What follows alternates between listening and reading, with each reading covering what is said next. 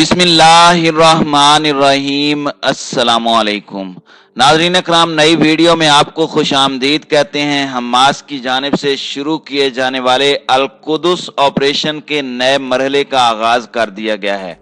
एस्कलोन के अंदर बड़ी तबाही मचाने के बाद हमास को हौसला मिला है और हमास ने यरूशलेम से निकलकर तेल अवीव को टारगेट करने का ऐलान कर दिया है। तेल अवीव पर हमले का वाज़ेह मतलब यह है कि हमास इसराइल को इंतहाई तकलीफ पहुंचाने का प्लान तरतीब दे चुका है।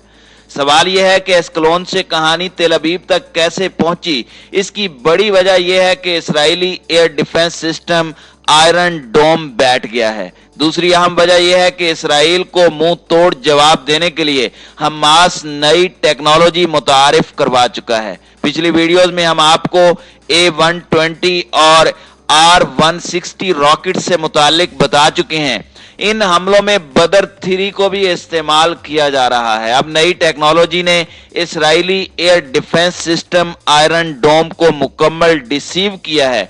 एक तरफ हमास ने इस कदर रॉकेट फायर किए हैं कि आयरन डोम वैसे ही जवाब दे गया, दूसरा फिर इस नई टेक्नोलॉजी को आयरन डोम पिक ही नहीं कर पा रहा। दूसरी खबर यह है कि इसराइल को बचाने के लिए एक इस्लामी मुल्क मैदान में आ गया है। सालसी के नाम पर एक इस्लामी मुल्क इसराइल को प्रोटेक्ट करने जा रहा है। और आखिरी खबर आपसे ये डिस्कस करेंगे कि वेस्ट बैंक के अंदर बराह रास्त गोलियां चलाई गई हैं। आम फलस्तीनियों ने इसराइली फौजियों पर हमला किया है। यहां हमास और हिजबुल्लाह नहीं बल्कि आम शहरियों ने तप्पा के अंदर, जो वेस्ट बैंक का ही एक इलाका है, वहां पर एक फलस्तीनी की शहादत के जवाब में इसराइली फौजियों पर आम फलस्तीनी शहरियों की जानिब से हमला हुआ है। इब्तदाई खबर के मुताबिक इसराइली मीडिया का कहना है कि उस इसराइली फलस्तीनी को शहीद कर दिया गया है, लेकिन इसराइली मीडिया गुज़श्ता 3 रोज से मुसलसल झूठ बोल रहा है, हकायक को मसख करके पेश कर रहा है। इस स्टोरी की असल हकीकत क्या है, इसको हम इसी वीडियो में डिस्कस करेंगे। लेकिन इससे पहले आप दोस्तों से गुजारिश है कि हमारे चैनल को सब्सक्राइब कर लीजिए, बेल आइकन पर क्लिक कर लीजिए ताकि हमारी नई आने वाली वीडियोस आप तक बर वक्त पहुंच सकें। नाज़रीन इकराम, इस वक्त की ताज़ा तरीन इत्तलाआत के मुताबिक इसराइल पर 500 से जायद रॉकेट हमले किए गए हैं। ये रॉकेट हमले हमास की जानिब से इसराइल के मुख्तलिफ शहरों पर किए गए हैं। सबसे ज्यादा इसराइली शहर एस्कलोन मुतासिर हुआ है और दूसरा अहम शहर जो इन हमलों से मुतासिर हुआ है वो अशदोद का इलाका है। इसराइली मीडिया अपने एयर डिफेंस सिस्टम के हवाले से रिपोर्ट कर रहा है कि ये मेल फंक्शनिंग हुई है, मतलब एयर डिफेंस सिस्टम की बैटरीज ने चंद घंटे काम करना छोड़ दिया, जिसके बायस एस्कलोन शहर पर तबाहकुन हमले मुमकिन हुए हैं। इसराइली प्रिंटेड मीडिया, यरूशलेम पोस्ट और टाइम्स ऑफ इसराइल चीख कर बता रहे हैं कि इस वक्त इसराइल पर 500 से जायद तबाहकुन हमले हो चुके हैं। सिर्फ 200 हमले इंटरसेप्ट हो सके हैं, यानी 200 सिर्फ रोके जा सके हैं। इनमें से कुछ रॉकेट्स तो गजा के अंदर ही फटे हैं और जो इसराइल के अंदर जा गिरे हैं उन्होंने ना सिर्फ इसराइल की तेल की पाइपलाइन को तबाह किया है बल्कि ऑयल रिफाइनरी के अंदर इस वक्त आग लगी हुई है। यह खबर तो इसराइली मीडिया खुद दे रहा है। इसके बरक्स हमारे पास जो इत्तलाआत मौजूद हैं वो ये हैं कि हमास ने बाकायदा प्लानिंग और हिकमत अमली के साथ इसराइल के एयर डिफेंस सिस्टम को डिसीव किया है और उसको मुकम्मल तौर पर डॉज करते हुए नकारा बनाया है।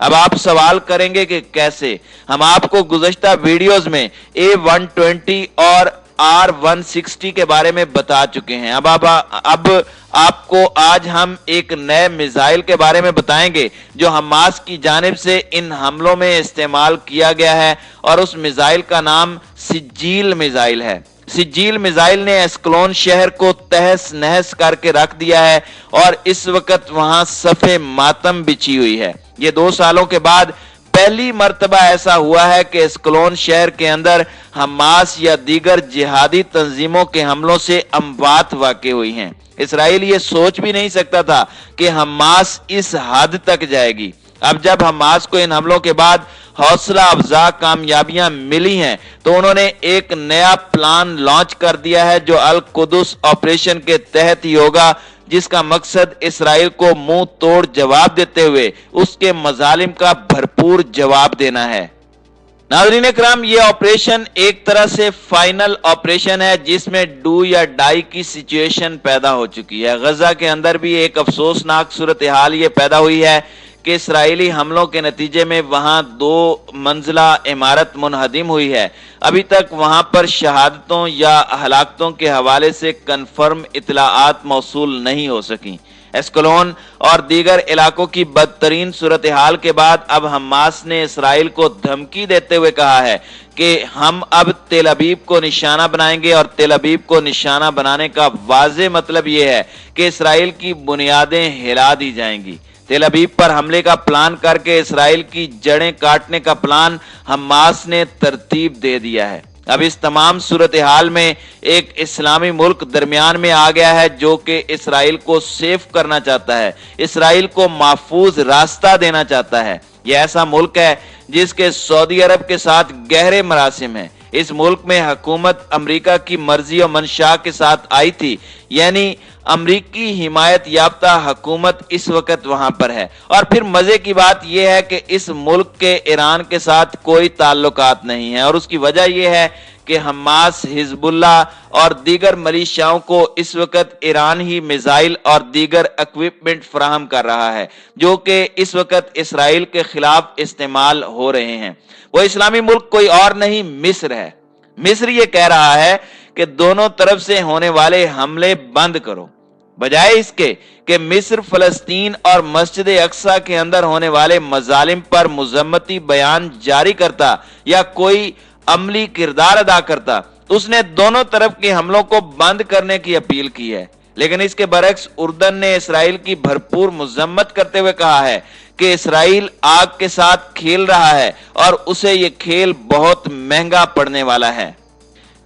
नाज़रीन इकराम, अब आते हैं आखिरी खबर की जानिब। गजा का दूसरा हिस्सा जिसे वेस्ट बैंक भी कहते हैं, वहां तपवा के इलाके में एक हफ्ते कबल कुछ टूरिस्ट ने फायरिंग की थी जिसकी जद में आकर एक 19 साला इसराइली मारा गया था।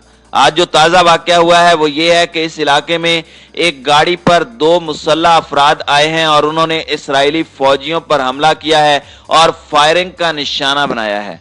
इस खबर के हवाले से सिर्फ यही बताया गया है कि कुछ फौजी जख्मी हुए हैं, मगर इसकी तफसील से मुताल्लिक कुछ भी बताने से इसराइली मीडिया गुरेज कर रहा है। यह मुमकिन नहीं है कि इस कशीदगी की सूरत हाल में इतना बड़ा वाकया हो और इसराइली मीडिया इन फौजियों की हलाकत या जख्मी होने की खबर को पी जाए।